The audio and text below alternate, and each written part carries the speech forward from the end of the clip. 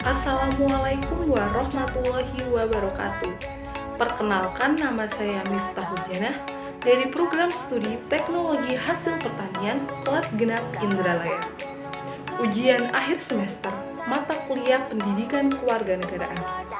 Pada kesempatan kali ini, saya akan menyampaikan materi tentang penegakan hukum. Upaya penegakan hukum di suatu negara sangat erat kaitannya dengan tujuan negara. Menurut Kahrenberg dan Subardin 1975, kehidupan manusia tidak cukup hidup dengan aman, teratur, dan tertib. Manusia perlu sejahtera. Apabila tujuan negara hanya menjaga ketertiban, maka tujuan negara itu terlalu sempit.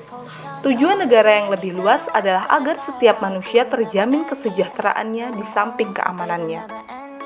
Adapun masalah yang terkait dengan penegakan hukum di antaranya: 1. Perilaku warga negara, khususnya oknum aparatur negara, banyak yang belum baik dan terpuji, seperti ada praktik KKN, praktik suap, perilaku premanisme, dan perilaku lain yang tidak terpuji. Kedua, masih ada potensi konflik dan kekerasan sosial, seperti SARA, tawuran, pelanggaran, HAM, etnosentris, dan lain-lain. Ketiga, maraknya kasus-kasus ketidakadilan sosial dan hukum yang belum terselesaikan dan ditangani secara tuntas. Keempat, penegakan hukum yang lemah karena hukum bagaikan pisau yang tajam ke bawah tetapi tumpul ke atas.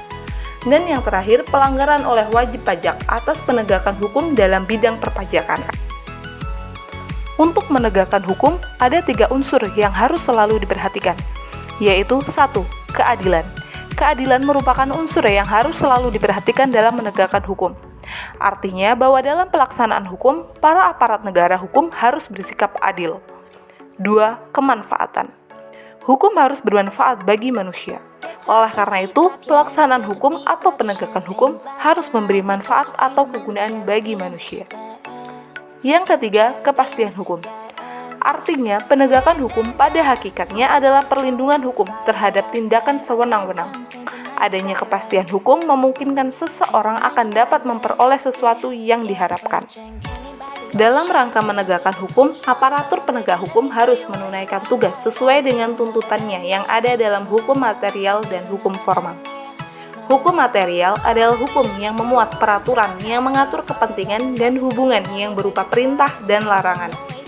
Contohnya, untuk hukum pidana terdapat dalam Kitab Undang-Undang Hukum Pidana atau KUHP. Sedangkan hukum formal atau disebut juga hukum acara, yaitu peraturan hukum yang mengatur tentang cara bagaimana mempertahankan dan menjalankan peraturan hukum material. Contohnya, hukum acara pidana yang diatur dalam Kitab Undang-Undang Hukum Acara Pidana dan hukum acara perdata. Melalui hukum acara inilah hukum material dapat dijalankan atau dimanfaatkan. Tanpa adanya hukum acara, maka hukum material tidak dapat berfungsi. Lembaga penegak hukum. 1. Kepolisian. Fungsi utama sebagai lembaga penyidik. 2. Kejaksaan. Fungsi utama sebagai lembaga penuntut. 3. Kehakiman. Fungsi utama sebagai lembaga pemutus atau pengadilan. 4.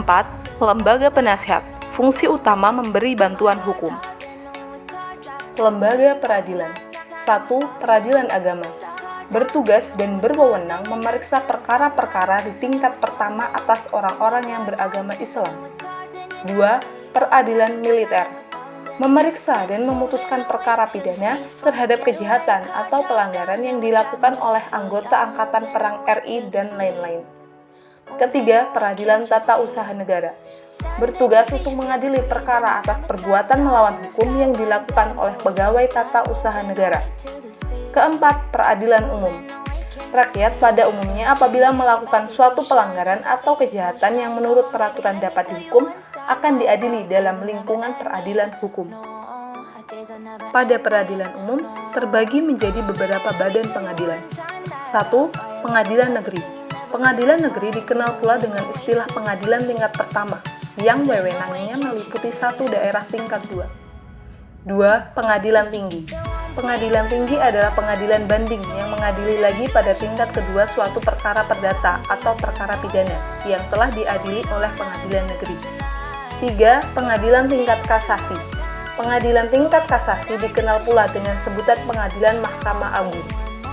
4. Penasehat hukum. Penasehat hukum merupakan istilah yang ditujukan kepada pihak atau orang yang memberikan bantuan hukum. Dinamika dan tantangan terkait penegakan hukum di Indonesia, yaitu 1. Masih banyak perilaku warga negara khususnya oknum aparatur negara yang belum baik dan terpuji. 2. Masih ada potensi konflik dan kekerasan sosial yang bermuatan sara, tawuran, pelanggaran HAM, dan sikap etnosentris. 3. Maraknya kasus-kasus ketidakadilan sosial dan hukum yang belum diselesaikan dan ditangani secara tuntas. Itulah yang dapat saya sampaikan. Saya akhiri. Wassalamualaikum warahmatullahi wabarakatuh.